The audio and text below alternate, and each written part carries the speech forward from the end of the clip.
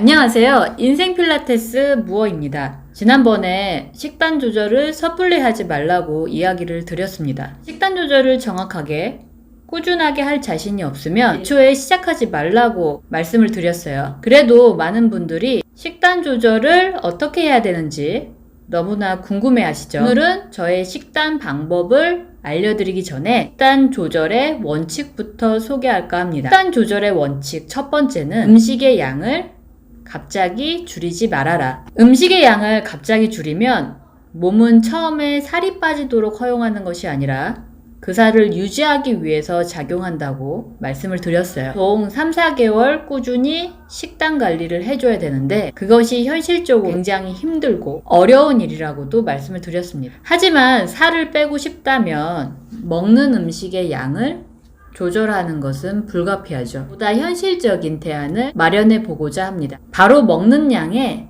10분의 1을 줄이는 겁니다. 먹는 양의 10분의 1로 줄이는 것이 아니고 10분의 1만 줄이면 되는 것이죠. 10%를 줄여서 90%만 먹는 겁니다. 그렇게 먹는 것이 안정적으로 바뀌면 거기서 또 10분의 1을 줄이는 겁니다. 한 달을 간격으로 조금씩 줄여나가는 것을 권하고 싶어요. 이것을 저는 10분의 1 법칙이라고 부릅니다. 이 정도는 누구나 부담 없이 하실 수 있을 거예요. 밥 한 공기를 먹는다고 할 때 한 숟갈을 덜어내고 술 한 병을 마신다고 할 때 한 잔을 덜어내는 겁니다. 먹던 음식의 전체 양의 10분의 1을 덜어내고 나머지만 먹는 겁니다.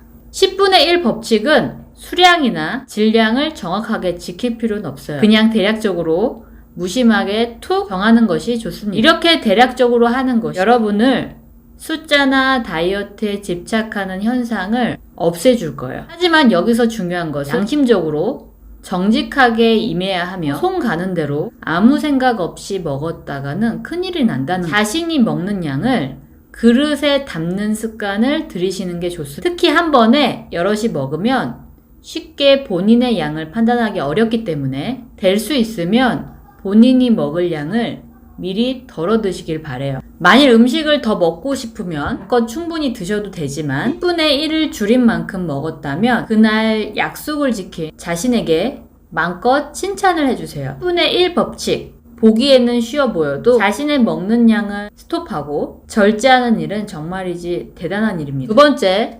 식단을 제한하지 말아라. 식단의 종류와 가지수를 제한하면서 먹지 마세요. 먹으면 안 되는 음식은 없습니다. 무슨 음식이든 다이어트에 방해가 된다고 먹지 말아야 하는 음식은 없어요. 그러니까 어떤 음식은 먹으면 안 돼 라는 생각은 버리세요. 아무리 다이어트를 원하고 건강에 좋다고 하더라도 본인이 평소 즐겨 먹던 음식을 갑자기 안 먹을 수는 없어요. 무슨 음식이든 먹는 것은 좋지만 아까 말씀드린 10분의 1 법칙을 꼭 지키시길 바래요. 그리고 여기에 식단 제한을 하지 말아야 할 중요한 이유 2가지가 더 있습니다. 하나는 영양학적 관점으로 봤을 때 2가지 음식을 반복해서 먹는 것. 몸에 필요한 영양소를 공급받는데 무리가 있습니다. 간혹 식단을 제한하고 영양제로 대체하면 되지 라고 생각하시는 분들이 있는 아무리 영양제 성분이 좋아 음식을 섭취하는 것보다 더 좋을 순 없어요. 영양제는 먹는 양에 비해서 흡수율이 굉장히 떨어지는 데다가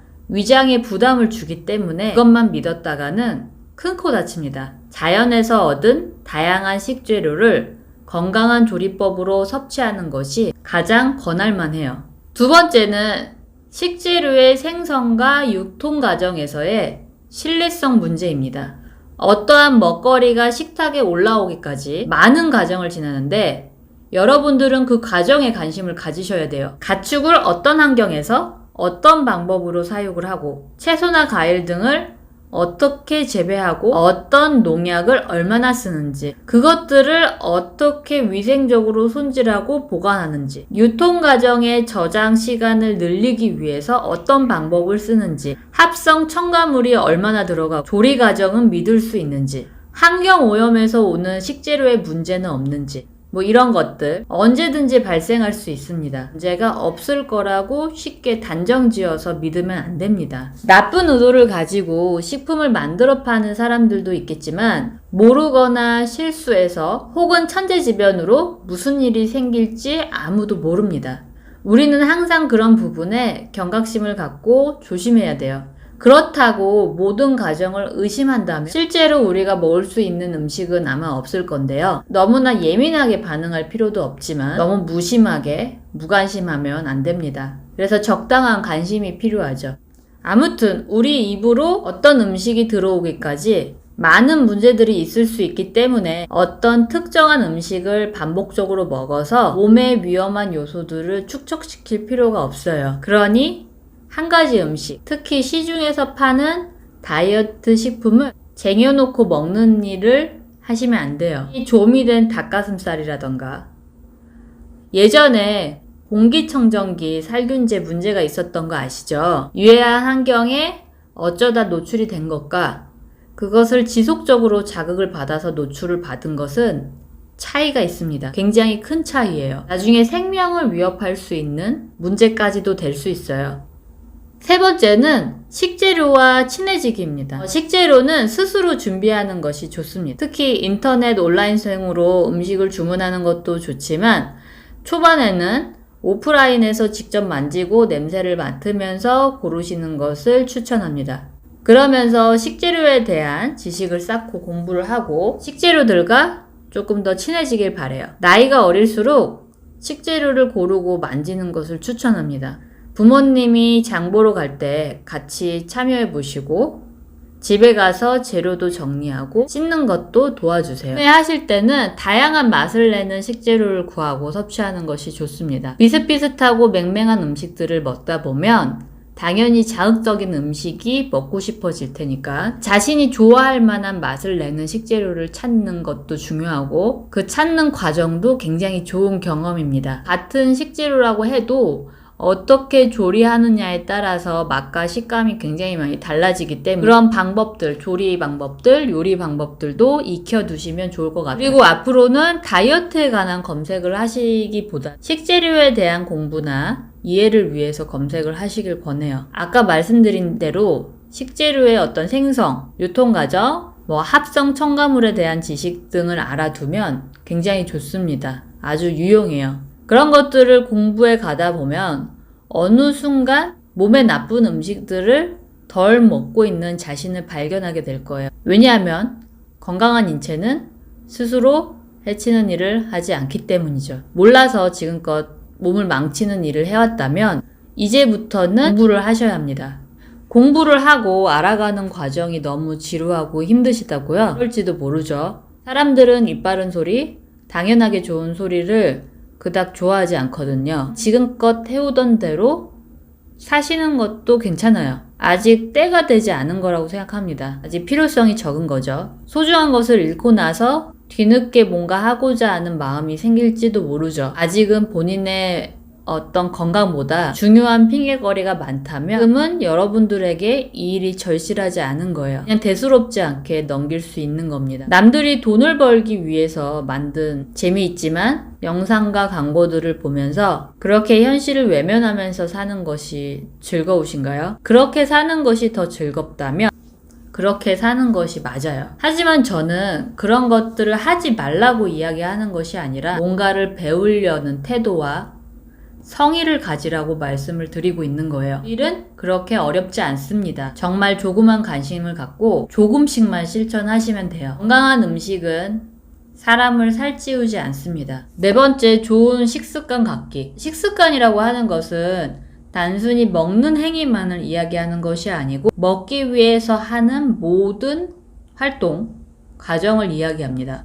식재료를 선택해서 구입하고 먹을 수 있게 깨끗하게 손질하고 조리하고 음식의 맛을 느끼면서 먹고 사람들과 그것들을 나누고 그때의 감정들이나 일상을 공유하는 모든 과정을 포함합니다. 사실 이 과정이 반복될수록 굉장히 번거롭고 힘들고 할 수도 있어요. 먹기 위해서 산다라는 말도 있고 먹다 보니 하루가 다 간다는 말도 있는데 그만큼 이 부분이 많은 노력, 시간이 필요한 일이라는 거예요. 이 과정의 활동들을 여러 감각을 통해서 식재료를 이해하고 섬세한 맛을 느끼고 그 맛을 즐깁니다. 일상의 스트레스와 욕구를 해소하는 수단이 되고 그 과정을 통해 뇌 활동과 정신 건강을 선물 받게 돼요. 나아가서 즐거운 감정을 교감하고 식사 문화를 형성하고 그러면서 먹는 과정의 수고로움을 먹게 되는 감사함으로 연결할 수 있습니다. 좋은 식습관은 이런 마음에서 비롯됩니다. 먹는 것을 먹어서 해치우는 개념이 아닌 먹어서 행복한 개념으로 바뀔 수 있는 식습관을 갖는 것은 아주 중요합니다. 작은 음식을 먹더라도 그 음식이 자신에게 오기까지 많은 사람의 노력과 인내를 생각해 보세요.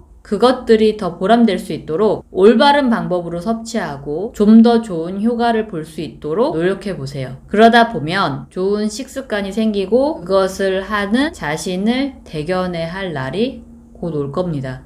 식습관은 누군가가 정해놓은 방식이나 방법이 아닌 자신의 상황에 맞게끔 지킬 수 있는 방법으로 시작하시는 게 좋아요. 그렇게 할 의지가 있다면 세부적인 어떤 방법과 아이디어는 스스로 떠올릴 수 있을 거예요.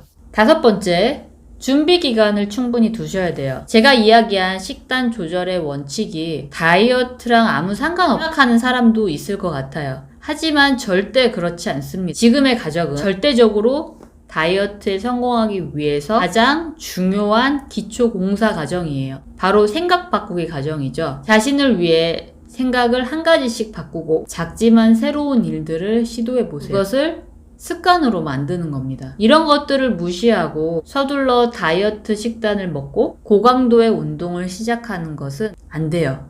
지금은 저와 같이 하는 모든 시도와 인식의 변화들이 나중에는 자신을 지켜줄 강한 정신력과 믿음을 만들어줄 거라고 저는 확신합니다. 음식을 조절하고 운동을 하는 일은 더 이상 어려운 일이 아니에요. 더군다나 그때가 되면 가속도가 붙으면서 주체적으로 자신의 인생을 살아갈 수 있습니다. 제일 중요한 것은 그런 것들을 특별한 노력 없이 자연적으로 계속 지속할 수 있다는 거겠죠. 그러면 더 이상 다이어트가 필요 없는 몸이 되는 거예요. 우리가 지금 바라는 거죠. 살을 빼기 위해서 뭔가를 힘들게 빡세게 해야 된다고 생각하지 마세요. 제가 말씀드린 내용의 노력으로 어떠한 변화도 기대할 수 없을 거라고 불안해하지 마세요. 이렇게 여유있게 해도 진짜 뭔가 이루어지나? 의심하지 마세요. 직접 해보시면 제가 말씀드린 이 부분들이 결코 쉽거나 여유 부릴 수 있는 것이 아니라는 것을 깨닫게 됩니다. 여유를 가져야지 할 수 있는 일이지 여유있게 할 수 있는 일은 아니에요. 막상 해보면 하루를 정말 부지런히 사셔야 됩니다. 역설적으로 그렇기 때문에 사람들이 하는 다이어트가 더 쉬운 방법이에요. 그래서 많은 사람들이 어떠한 장벽 없이 쉽게 시도할 수 있는 거겠죠. 그 쉬운 다이어트는 자신의 몸을 너무나 쉽게 무너뜨립니다. 이제는 너무 쉽게 자신을 무너뜨리지 마세요. 그리고 무너지지 마세요. 준비 기간 동안 가장 중요한 것은 작은 것이라도 실천하면 아낌없이 칭찬을 해주는 겁니다. 나를 위해 오늘 식재료를 공부했구나. 잘했어. 나를 위해 오늘 과자 1개를 덜 먹었구나. 잘했어. 나를 위해 오늘 건강한 채소를 먹었구나. 아주 잘했어. 오늘 나를 위해 장을 보고 정리해서 냉장고에 넣었구나. 너무 잘했어. 아주 사소한 거라도 자신의 몸을 위해서 한 일은 모두 칭찬해주세요. 스스로에게 관대해지세요. 자신의 몸과 마음, 정신이 조금씩 단단해질 수 있도록 준비해 가세요. 조바심을 내지 마세요. 이런 것도 연습을 안 하면 할 수 없습니다. 운동도 마찬가지예요. 유산소 운동, 과도한 근력 운동부터 하지 말고 제가 유튜브에 올린 발바닥 근막 릴리즈부터 따라해보세요. 별 운동 같지 않지만 제대로 하고 효과를 보려면 오랜 시간 굉장히 열심히 해야 합니다. 인체는 유기적으로 연결되어 있어서 발에 문제가 있어서 꼭 그런 운동을 특별히 하는 것이 아니고 몸의 전체적인 기능을 향상시키기 위해서 그런 운동을 하는 겁니다.